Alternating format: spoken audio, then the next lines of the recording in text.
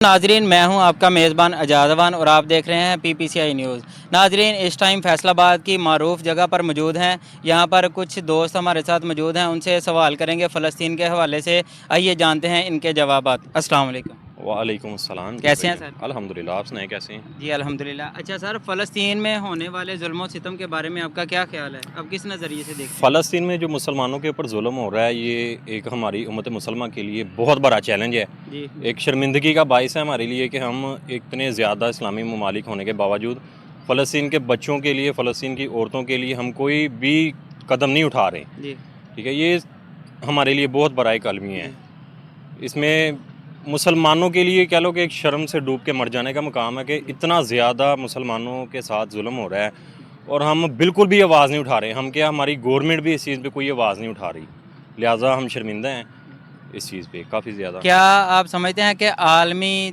जो है हमारी ताकत वो अपना किरदार अदा कर रही है या नहीं? 1% भी नहीं कर रही हमारी, 1% भी नहीं एक कर रही। परसेंट भी हमारी गवर्नमेंट नहीं कर रही। अगर हमारी गवर्नमेंट चाहे एक धमकी भी उनको लगाए तो उनकी क्या मजाल है इसराइल की कि वो हमारे मुसलमानों के ऊपर जुल्म करे।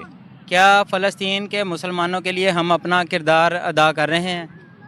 जिस तरह करना चाहिए हम बिल्कुल भी नहीं कर रहे। उसकी वजह यह है कि पाकिस्तान के अंदर हमारे जितने भी मुसलमान हैं रह रहे हैं, उन लोगों को इस टाइम अपनी अपनी पड़ी हुई है कि यार अपने घर का जो सिस्टम है उसको बंदा चला ले।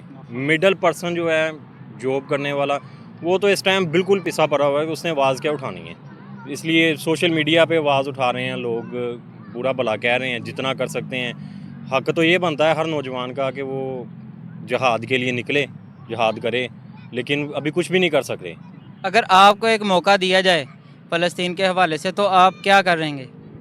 सर अगर मौका दिया जाए, हमारी गवर्नमेंट हमें दे, आवाज़ दे जी कि जहाद के लिए जाना है, तो इंशाल्लाह सबसे आगे हम होंगे, पहली सफ में माशाल्लाह। हम होंगे।